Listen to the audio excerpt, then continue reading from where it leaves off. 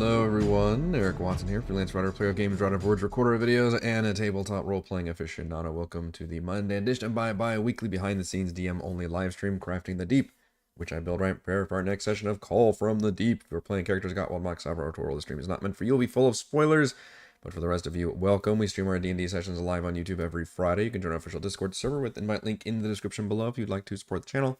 Please check out patreon.com/RogueWatson for our campaign. We use Roll20 for streaming. I use OBS Studio. I've been very phlegmy today, which is really pissing me off. I just can't quite get rid of whatever congestion has just infected my upper respiratory systems, and it's annoying as hell. Hopefully with thunderstorms today and all manner of weather we probably should have gotten last month. Maybe that'll finally kick all this allergic crap in the ass, and I can start breathing and speaking and not having to cough and hack and sneeze, because somebody who enjoys talking in a microphone, that's a really shitty thing to have happen constantly. Poor pitiful me.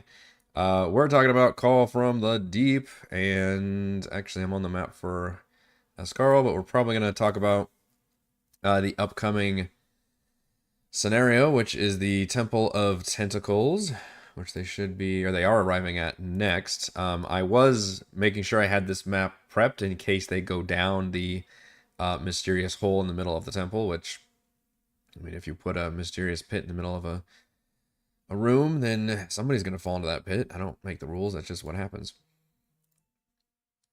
So in the Temple of Tentacles, this is just kind of a location where the Kraken priests hang out in the book. It's kind of weirdly like an optional location that's basically just there if the party gets like captured or something. But I'm turning it into a main premier location that the party is going to confront the heads of the Kraken Society, I guess. And in my version of the campaign, Deep Lord Ingramar has actually been completely supplanted by a Mind Flayer. So they probably, in other words, they must have gone Yeah, so they must have... No, they didn't go into... okay, now I'm thinking. Hang on. Because if they were turned into Ceramorphosis, then I actually need to use a different Mind Flayer than the one the players already met. Or... I guess... maybe they were always just a Mind Flayer and were... I don't know. Does anybody really care? Do I really have to care about my story that carefully? I guess the timeline, like, who pays attention to that close to the timeline? Like, I was hoping for is that it turns out Deep Lord Ingramar is one of the main Mind Flayer. I think they refer to them as attendants. The hierarchy for the colony of Zelix 4, which is the Elder Brain that has taken over the Kraken. So that's kind of a big twist here, is that they're not actually fighting a Kraken priest, they're fighting a Mind Flayer stat block, where if you literally look at this stat block, it's one of the Mind Flayers, and this is one they already met in Bronzo Mine, the one that I didn't want the party to face because these are all like kind of stronger than average Mind Flayers. So I think the story works out okay, though. It could have been that, I mean, because they don't know when Ingramar was transformed, so it could have been, or maybe Ingramar was just killed and a Mind Flayer is using like some kind of magical disguise or something to mask themselves as a Kraken. I don't know. I guess I need to figure this out. But I like using the token, and I've even got it multi-sided so I can turn them into the Mind Flayer properly when it's time to do the reveal. So there's definitely some kind of magical shenanigans going on there. But that's the big twist. And then the other Kraken priests will all just be regular thralls of the colony, with Frannis being the one who has not yet been enthralled. And by the time the party arrives, what I'd like to do is first set up a cutscene, even though I set it up where the party would arrive when they're about to kill a random person. But I thought, well, let's raise the stakes a little bit, have them arrive and show the cutscene of them throwing, a random person down the pit, just to show that that's what they do. And the party can't really intervene here. It's like literally just an opening cutscene as they walk in. But then the scene will turn to Ingramar saying, and we have another traitor in our midst. Unfortunately, one of our own, plots against the Fathomless or blah, blah, blah, blah. And then the two nearest Kraken priests will both grab Frannis, who will very frantic Frannis, plead and everything. while he gets ushered towards the pit. And at that point, we'll pause to see what kind of shenanigans the players want to do, whether they just want to start in combat, whether Toro wants to start speaking, like whatever they want to do. I'm willing to kind of hear them out and figure this out. But as soon as they make themselves known, Ingramar will definitely force combat. Like at this point, there's no secret about who the players are to anybody who's part of the colony of Zelix 4. Like they've got all the information. So as soon as they see the party here, and the party's made no effort to disguise themselves whatsoever. They've never done that. So they would basically, I would let them, they could have a speech or something if they want, but Ingramar would definitely force hostilities and be like, these are the ones, the false prophets or something that have come to destroy our, whatever. They'll say something. And I would love to give Toril a chance to retort and possibly use, it really disappointed me last Friday whenever I was like, and in fact, I think it was Chris is like, Toril, do you have anything to say? And he was like, no. Or Reese, he's like, no, when they first met the Kraken Priest. So I'm hoping we'll get something more this time because I may mechanically translate that into the party having some of these minions that are around the area to like stand down and basically have fewer combatants, which will be really cool if they can pull off like maybe a contested charisma check or something. I'm sorry, in my throat.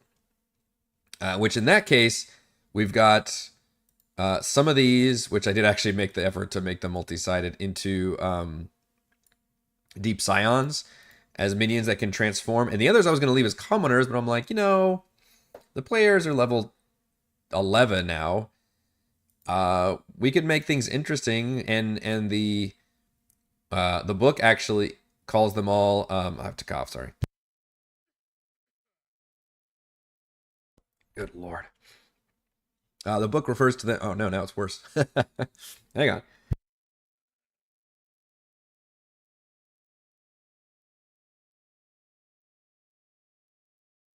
I'm okay. He's alive. Goodness.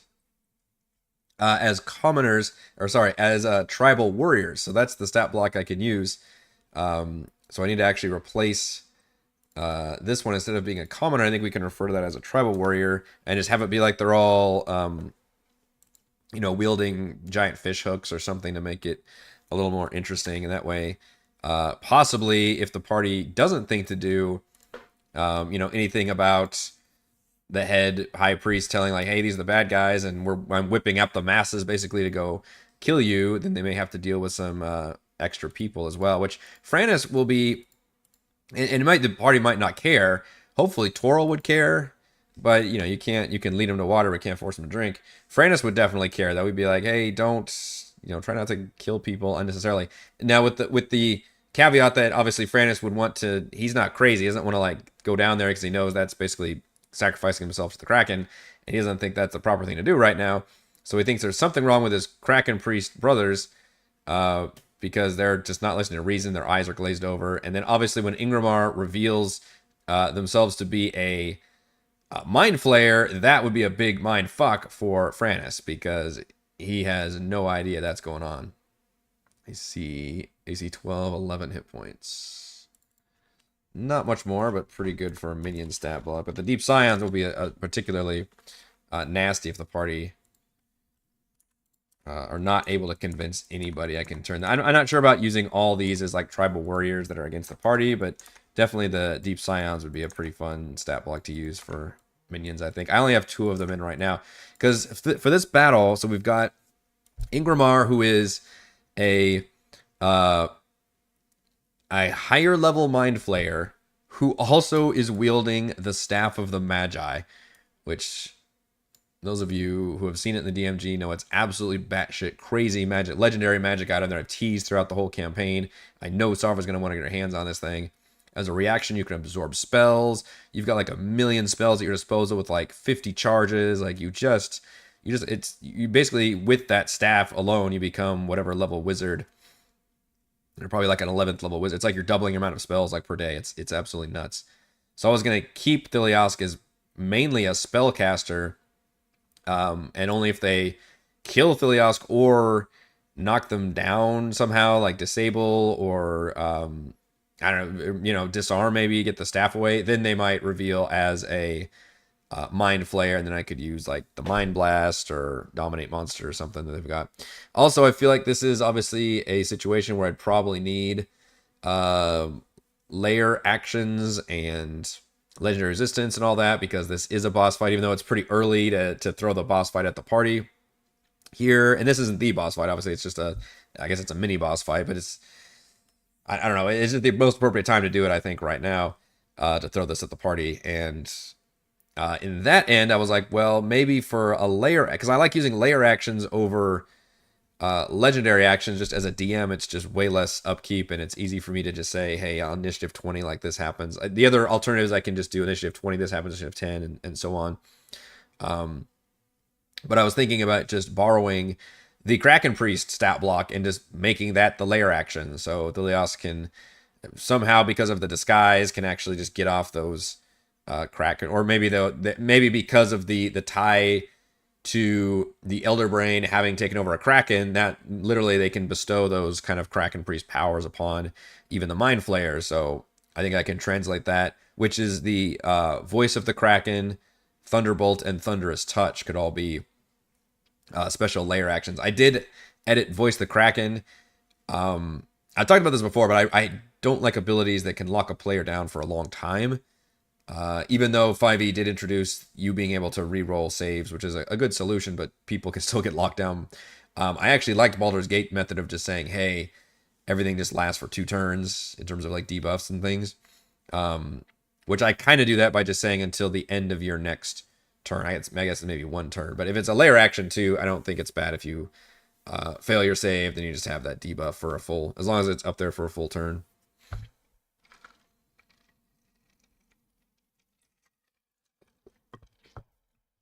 Eats a brain and one of the other Kraken Priests gets HP back. That's pretty insane. I'd almost have to, unfortunately, it's like 2 different actions to do that. Unless I had their action be to like approach him. It'd be a weird timing thing or DM magic to do that, because it takes him an action to get people in the tentacles and another action to extract brain. But that would be pretty fun if he just like feasted on it and gained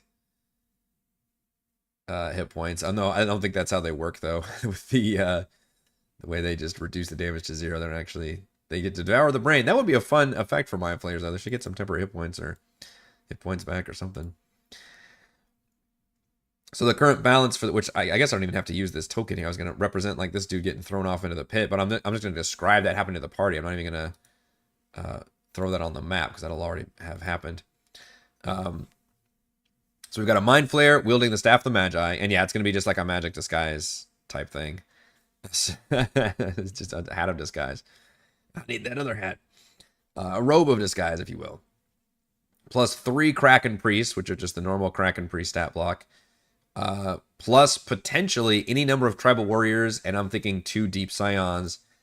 More than likely, the Tribal Warriors aren't really going to be involved in the fight that much. They'll probably be more like standing by or getting ready to get out of here. The Deep Scions, though, would probably be more, higher up on the, list of people who would take orders, militant orders, and they would be listening, at least initially, to these priests about, oh, we need to get these guys. And that's when either Frannis or Toril can step up and yell something. Frannis probably won't be able to unless he's freed. But the others, mainly thinking if Toril could, say something and try to talk them down and possibly have fewer enemies to deal with as well. I've got a Water Elemental, by the way, on the GM layer right now because one of the spells is Conjure Elemental, which we're still technically using the 2014 rules, which includes just summoning a goddamn elemental. A lot of these spells, by the way, are big AoEs that I don't think the Mind Flayer would necessarily want to use here, because even though they're obviously evil and want to enslave and everything like that, they don't want to just kill like their food supply right here, right? Like this is their main base of operations, where they probably want these people to be. It's like the easiest thing ever to like just subvert this religion already and have followers like instantly. Like it's way less work for the Mind Flayers, I'm sure. So they would not want to necessarily kill everybody. Now, unfortunately, once Thelios is revealed as a Mind Flayer, it might be all bets are off. But at that point, hopefully a lot of these guys have fled or something. But I'm thinking I'm not be able to get much use out of, in other words, like a fireball, or a ice storm. Lightning bolt I could probably use if aimed correctly. And wall of fire could probably be used if aimed correctly. I think that's a good concentration spell to use as well. Dispel magic obviously would be very good if the party throws down a very nasty AoE spell, even though it sucks to use his whole action for that. He does have magic resistance and legendary resistance, though, so they hopefully won't be able to knock him down too much. But I'm only giving 100 hit point. Like, it's not, I don't know. The balance is going to be really tricky, I think, for this, for any kind of battle with a lot of spellcasters. And the Kraken Priests technically aren't, I guess they have some spells, don't they?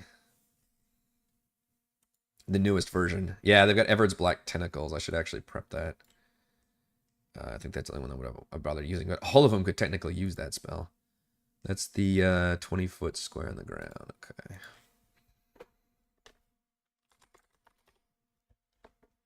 Give me tentacles. At least one of them should probably use that one.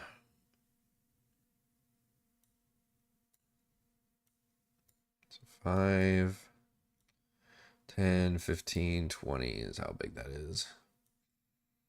That's a pretty appropriate one to use, and obviously very thematic.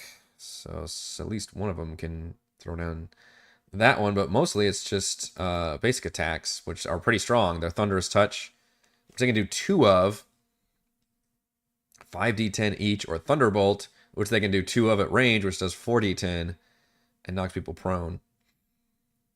So that's pretty strong, and they've got a lot of hit points, but I mean, and that's all makes this a pretty challenging fight. But you look at how close everybody is, and the water level here is supposed to be pretty shallow. It's like maybe, you know, knee deep or something, barely.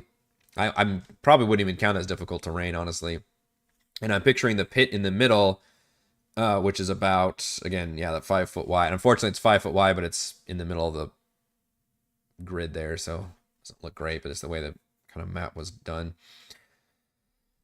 As a water slide where there's like water constantly trickling down it. And it's not like a free fall pit where if somebody falls, they just do the Wilhelm scream and fall for 100 feet or whatever. Instead, I'm picturing it like literally this like tubey tunnel thing where you go down this very dark, scary water slide for a long time.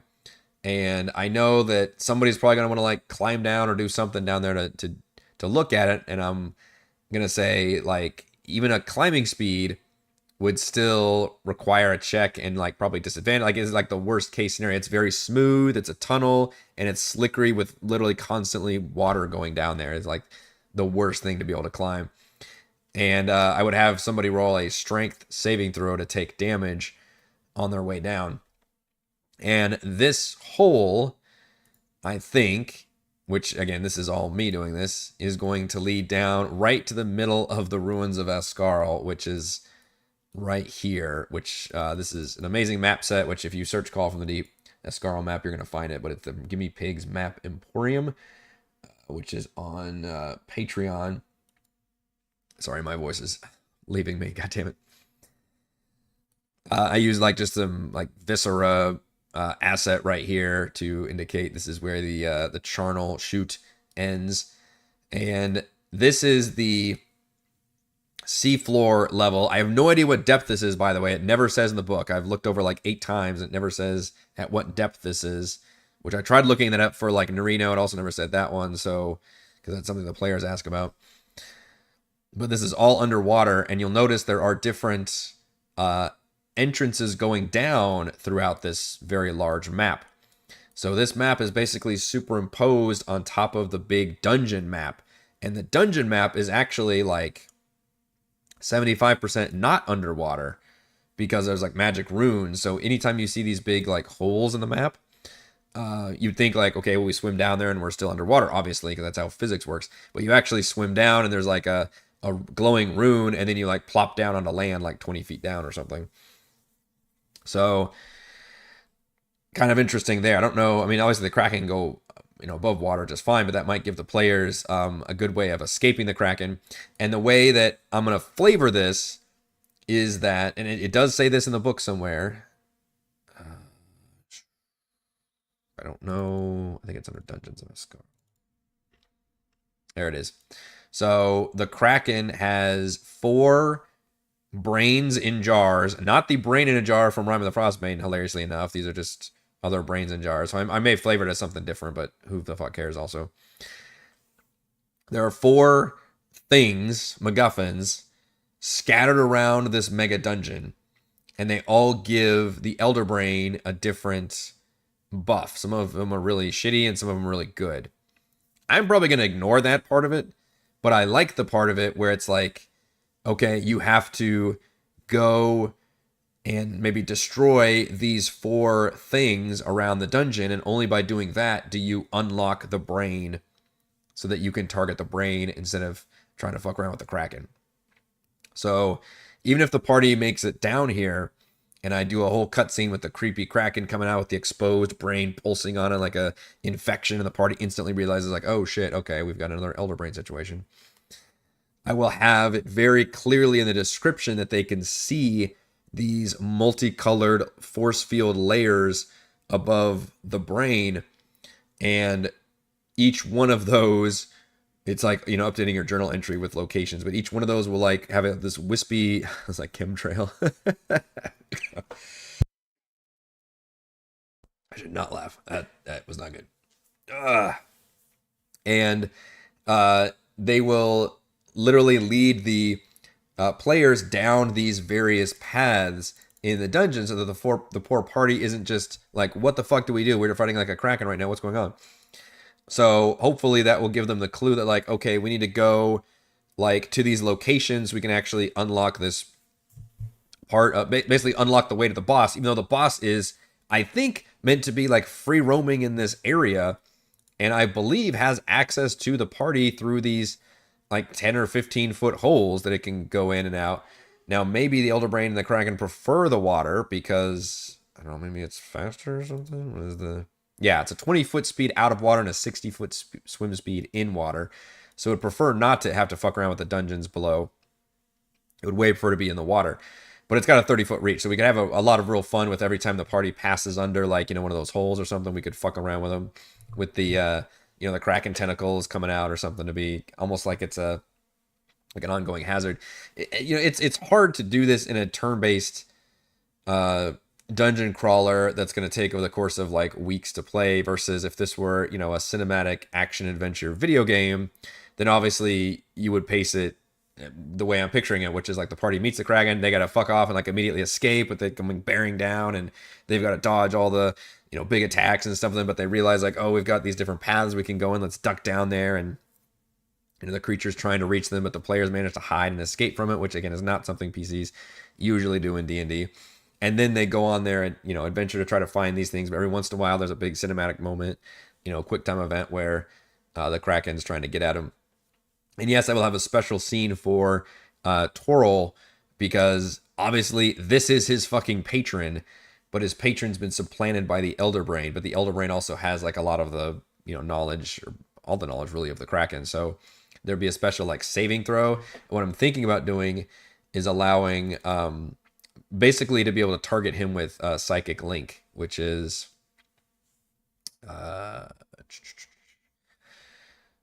well, okay, I guess it's just an action if a creature's incapacitated. So instead of it being incapacitated, I'm gonna say that he can just do that to Toril through this DC 18 Charisma save, because Toril's got that literal connection with the Fathomless, and his protection so far has been the Aboleth from Neverwinter.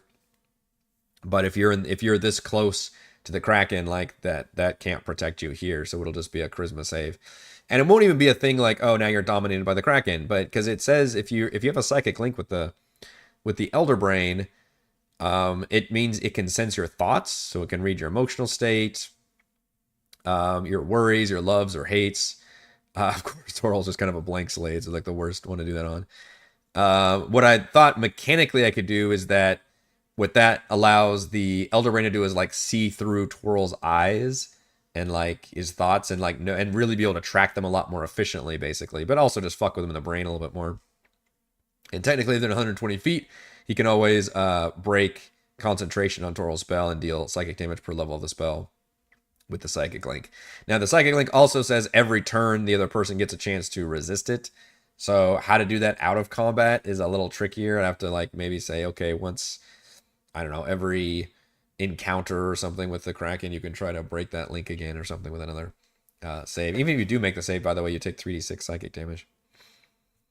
Players do seem to want to go down mysterious holes to an alarming degree. I agree. Which is why I was prepping all of this. Normally, I would not be prepping this yet because I think they're going to take the other route and go through the Northern Trisk dungeon because that's a way safer route, and that actually drops you off in the middle of that way safer, not way safer, but it doesn't have a Kraken roaming around.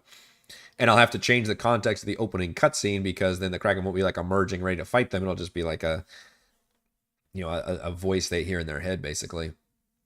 But this is the proper entrance they can go down. They won't learn this route until after the situation at the Temple of Tentacles, when presumably they defeat the Mind Flayer, because all those guys will probably fight to the death. Although I thought about it, the other Kraken priests are they are thralls of the colony.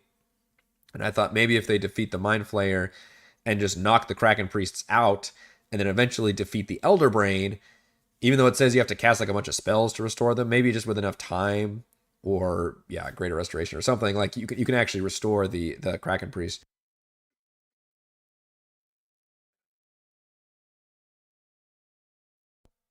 Sorry. Not that bad until I start talking a lot, and then my voice just immediately starts crapping out on me. So that's the plan, I guess. I put dynamic lighting over this map. I'm not sure if I should have done that because it's technically underwater. So in theory, if these were just freestanding walls, like you could just swim up and then they're no longer blocking your line of sight, right? So I had to kind of think about that one for a second. And I like having sight blockers on a map this big, but maybe I should only do it on some of them. Like the ones that have intact homes, I guess could still block line of sight because they have like roofs over their head, roofs. But that was kind of a curious thought I had. Like, wait a minute, it's all swimming. Can't they just swim up and avoid it? There are also supposed to be other monsters and things on this map. I literally just started putting this map together because I was like, oh crap, maybe they might go through down that freaking hole, and then thus meet this Kraken and then be, they can do all this and that's fine. They'll just skip a lot of content.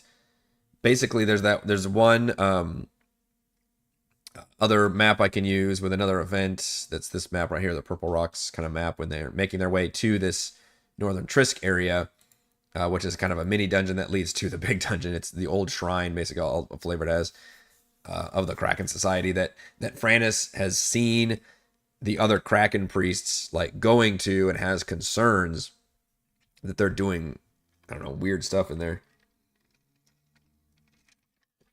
And if the Kraken priest says it's weird, it's pretty fucking weird. Where was the my voice getting all scraggly? I think it's mostly Marrow and Sahuagin down here, which I don't think we fought a whole lot of Marrow. Those could be appropriate for higher level. Yeah, it's a lot of Marrow. And like one random Sahuagin Baron down there. And some sea lions. Fantastic. This is the original map I'm looking at, by the way. Might be a good excuse to use the giant lightning eel that I don't think the players have ever fought yet. Also. And like I said, if you look at the dungeons of Ascarl, so you see entrances. There's like two in the upper right here. There's one kind of in the middle of the north and one in the northwest. If you look at the dungeons of Ascarl, which is a gigundo dungeon, these two are my mouse cursor are the two in the upper right, area 1 and area 15, I think. The one in the middle is at area 21 on the north, and then the one in the upper left is area 30. So you can kind of see where basically it all connects. So this entire area is beneath the ruins. I don't know if the actual distance and stuff checks out. I assume it does, but I haven't actually like done the draw distance and everything. And then I haven't put the new color maps on here either. The artists actually separated these into like 4 different chunks, which might be necessary because it's freaking huge. But this does the cool thing I like in dungeons, which is the Zelda boss key, right? It's like, hey, here's a big ass dungeon. We're gonna let you go where you want, but in order to unlock the boss, the final climax of the dungeon, you have to go gather these or do these couple things, and of course those things are scattered around strategically in the dungeon that kind of motivate the players to go to those certain areas. And I can even have them be able to follow those little arcane trails if I really want to be obvious about it, because I don't really have another way of giving them this information versus just showing it to them visually. I do have the problem if the party makes it through Trisk. You can't quite see it. The overlay's blocking it. I wonder if I can blow this map up without blowing it up. Let's see. No, I think it's about as big as it gets right there. Yep. But the entrance from Trisk is here down in area 32. Excuse me. And I was trying to think, because the way I've done this story so far is it actually works out better if the party does drop down here, sees the Kraken first, and I can do that whole thing about the brain and the multicolored force field layers and the trails they can follow. But if they come down here first, they don't see the Kraken. So they don't know what they're really doing down here, what they should be doing. They do see these giant mind flayer like architecture things and things. Well, that's probably something worth exploring. So maybe I'll have the Kraken, like, I don't know, pop his head down, because there is actually a hole pretty nearby if they go either north or if they go south. And then I can choose that whole scene. Or I'll do a scene in their head where they hear the Kraken and the Kraken knows it's close. And then, I don't know, through some other psychic feedback bullshit, they see it in their mind, and they see it's, and they basically, I can describe it the same way, but they see the infection, they see the force field and the trails kind of lit up faintly in the water. And I think if they come down here, one of them is actually in area 37, so I can even have one of the trails leading there. I guess I need to look up and see if there's any friendly NPCs in this dungeon they can try and talk to. Because I don't think they could try to have Franus come with them, but Franus, even though I like having, the accompanying NPC, with the party, normally when they're relevant in a dungeon or location. But I also think at this point, I mean, they've already got 2 NPCs with them. They got Borges and Sambalay. And once they do that big battle with Ingramar and the other priests, depending on how that battle goes, and if Franus might actually get thrown down here. It's possible we could kill him off as well. If that happens, I don't know. I tell them about Trisk, though. I don't have a good backup plan for that. We'll figure that out when we cross that road. Everything can be done with the psychic vision. Psychic visions are my DM band-aid for everything.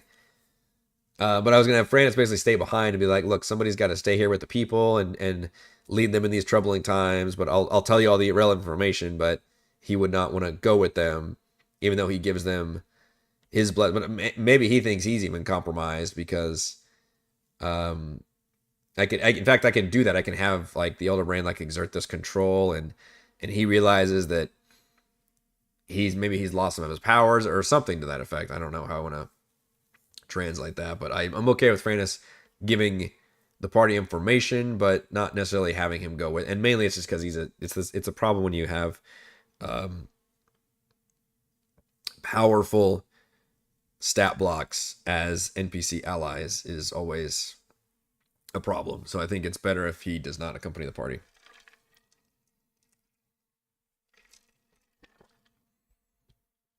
Oh, really? Easy Fishhead says there's a scale discrepancy between the ruin map and the dungeon map. The ruins are 5-foot squares and the dungeon is 10-foot squares. Oh. That is a pretty big one. Really? It's this big and the squares are 10 feet?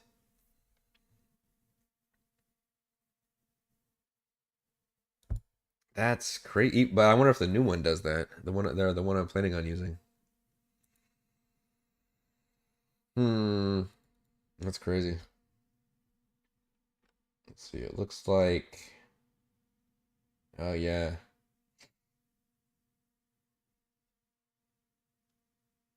It sure does. Why is that map so big? No wonder the artist put it in multiple maps.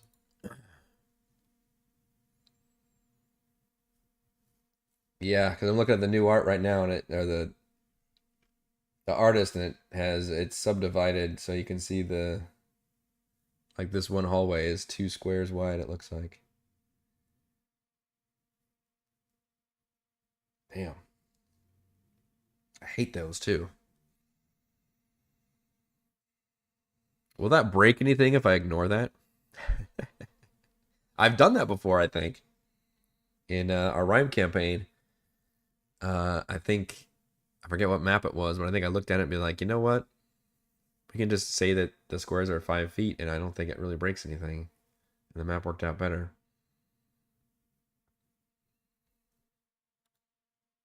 That's nuts.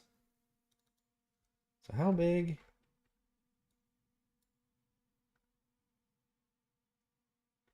Well, no, that one still looks.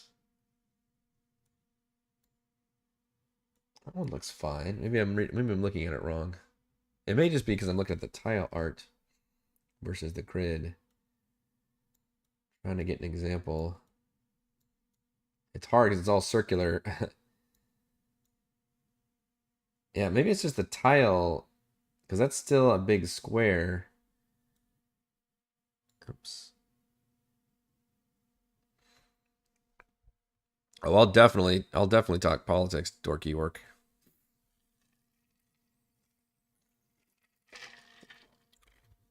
But just remember, you're the one who fucking brought it up. It's just the monkey paw curls when you mention it. Hmm. Yeah, the size thing is. I don't want this to be a 10-foot square. It's big enough. I mean, you can have it be a 5-foot squares. I don't think that would change anything. Does it say that in the description somewhere? Some of the halls straddle the grid lines.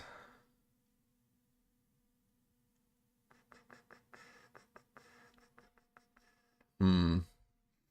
Well, I haven't actually put. I've not put the map into Roll20 yet. I guess I could do. Whoa. I didn't mean to zoom out that much. I guess I could do it now. I want to measure this one and see actually how long it is. I don't know. That is 380 feet. That is a big freaking area. 380 feet wide.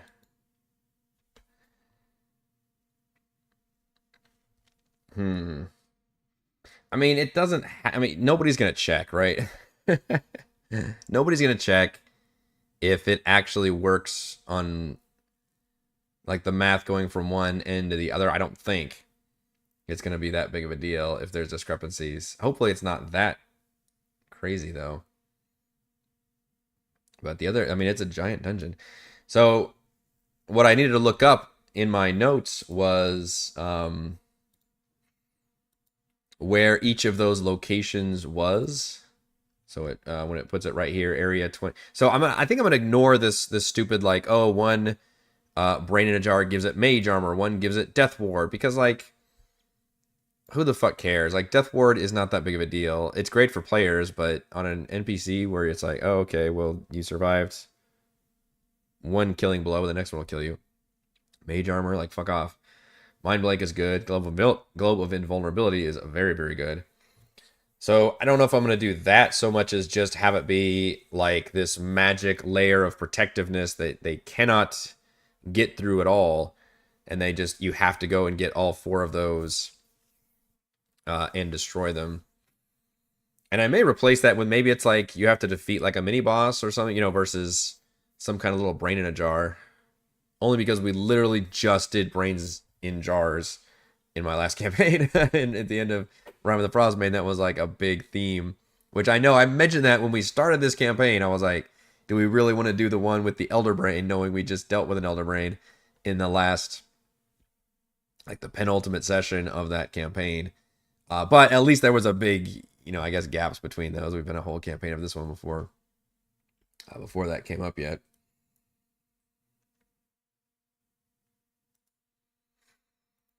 I don't know if they'll come down here. I could see them sending. I'm trying to think who they have. They could even do it. I mean, hopefully they don't like shove Borgus down there or something, but they don't really have anything they can scout with, do they? I'm trying to think if they have like a familiar. Sopher's got a familiar. She's like never used it. She's also never used her zombie stuff anymore. It's like she reached a certain level and it's just been all huge wizard spells versus any necromancer stuff. I say that as I'm about to give her a freaking Staff of the Magi. And let her just use all the more bigger wizard spells in general. Which will be nuts. Can the party even do this dungeon on one long rest? I don't know. There's a lot here. By the way, the 4 locations, one of them is by a Deathlock Mastermind who's like in a sarcophagus, which is deep in this. These are the Elven Ruins. I like those multiple like biomes too. The old Elven Ruin dungeons are like the north part, and then the middle area is like the Illithid, I don't know, area, like colony, whatever they've constructed. There's like, I think there was an old one and a new one here. And then the left side is just like caves and shit. I actually don't know what the lower left is. I haven't even looked down there yet. But the areas, there's one in that Deathlock Mastermind in the upper right. There's one in the upper left. So there's 2 in the city. The third one's in the caves in the left side. And then the fourth one is smack dab in the middle of the Mind Flayer kind of colony everywhere. So area, sorry. So that's a good representation of like all the things. And then I don't know how to time, because the goal would be for the party to like dismantle those 4 things and then I guess go back up into the ruins to fight the Kraken, which maybe that's an opportunity after they do the 4 to like, they find a safe place to long rest somewhere. It would be pretty hard to do once because the Elder Brain can like sense creatures within 5 miles.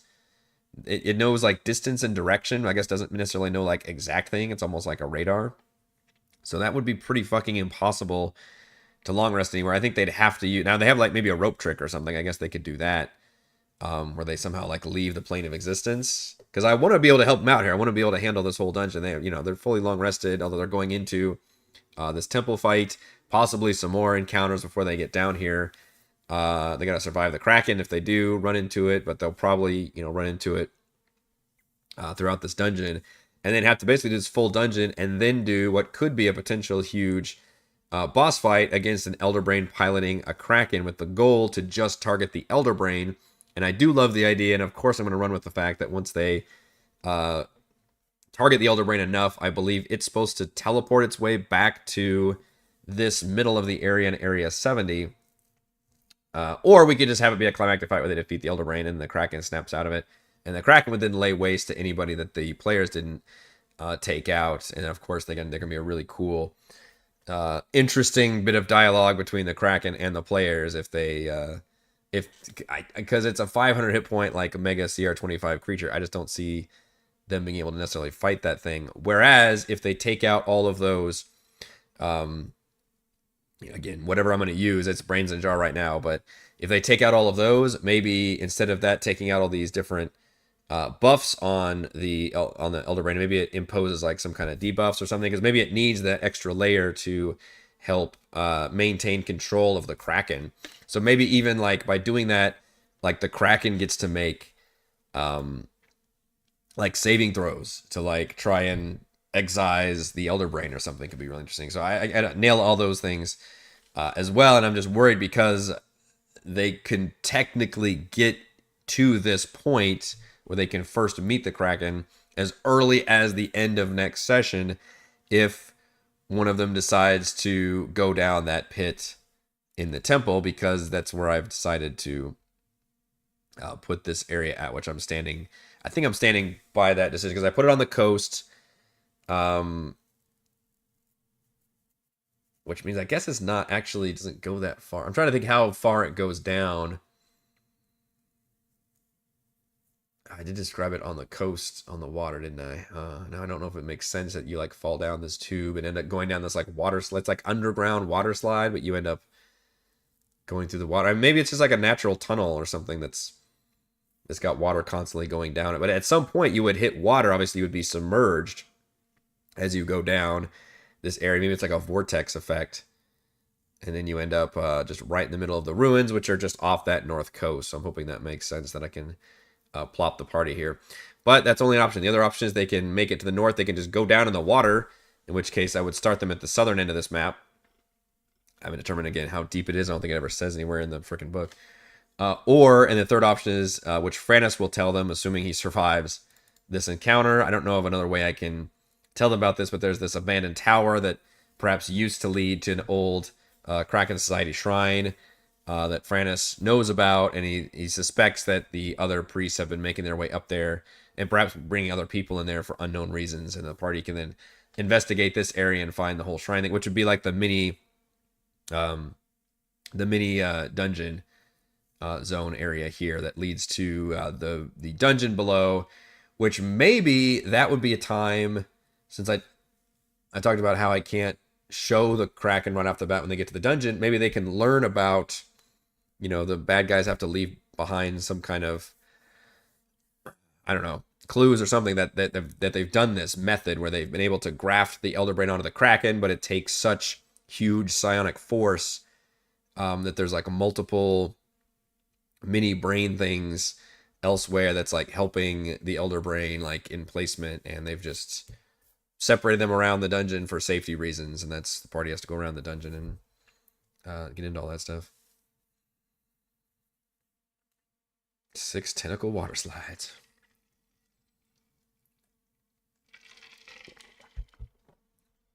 Yep, happy Monday after daylight savings. I was so confused on Sunday. I think I was aware of that was happening, but yeah, when I woke up, because it's weird too in the digital age where you have phones and stuff. Back in the day, obviously when it was daylight savings, you just had to know, and you're like, oh shit, we got to turn all of our, which I still have clocks in my house, I haven't turned back. But now you have like phones that do it automatically, so you just have that weird discrepancy where you wake up and you see, like, I have just an analog alarm clock and some clocks around the house, obviously. But then you look at your phone, and you're like, oh wait a minute, it says it's a different time. Shit. So if it weren't for that, I wouldn't probably know for a while. Thankfully, it's on Sundays. We have a slight day of recovery. But I'll be very glad when I can knock these fucking allergies out of my throat. It's really irritating me and makes me very crabby, and I'm so sorry that I sound like utter crap throughout a lot of these streams and whatnot.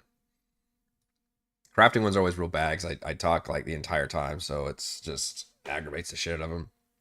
By the way, this map for the Temple of Tentacles is from Gabriel Card on the Roll20 Marketplace. It is called a Water Temple, and it looks very much like this. I just threw a pit in the middle for the water slide and then added a random Kraken statue, because I think that's supposed to be here, and some like water sconces. A little small for the temple, but I think it'll work out pretty well. And I think this will be, I mean, this could be a big fight, or it could be a pretty quick fight, honestly. So I'm going to prepare, like I said, I've got all the Ruins of Ascarl stuff, kind of prepared in terms of they'll meet the Kraken and then they can get deeper in the dungeon if they need to, and I really won't go much further than that. Or we'll have a scene with Frannis, and then they can travel north towards the Trisk dungeon, and we'll probably show off that Purple Rock sacrifice scene where they'll have to, again, maybe a chance for Twirl just to get out of it with a social check or something, or they'll bear witness to it, or they can fight some deep scions. But this is kind of like the one encounter I had planned, I guess, for this Purple Rocks region before they get to Trisk, which means the northern Trisk area, which does not appear on Roll20 for some reason, is what we'll be discussing on Thursday, because that'll most likely be the next area they make it to. Folks, I need to wrap this crafting up. I am just losing my voice. I'm so sorry. I'm just a mess. Hopefully I can get over this, but we almost made it the full time, but my throat and everything is just not gonna not gonna let me make it through here, but I appreciate you all so much for being able to stand my horrible phlegmy cough, snot, everything is just horrible. But thank you for being here. If you enjoy the content, please check out patreon.com/Rogue Watson. Shout out to Platinum patrons: Joe, Will, Thomas, Dan, Brennan, Jen, Sark, like the girl, Plural, Christopher, Corey, Big Nut, John F, John L, Nathan, Kep, Chris, Counselor, Ender, the Reldrun, Stempty, Patrick, Jason, Ismail, Amit, Lubby, Spud, Sharni, Warden, Harold, Moon, LLC, Tom, AJ, They're Eating the Dogs, Caleb, Chad, Luca, Nicholas, and Gold patrons, RBG, Papercraft, Pretty Boy, and Yuma, Dizzle Lounge, Jerome, Nathan, Fast, Torres, Scott, Revis, Jerry, Glenn, Marcus, and Mark. Thank you all very much for your support. Remember to vote if you haven't voted. By tomorrow is vote day. Take that, Dorkly Orc. There's your politics. All right, that will do it for me. I will see you all for crafting on Thursday.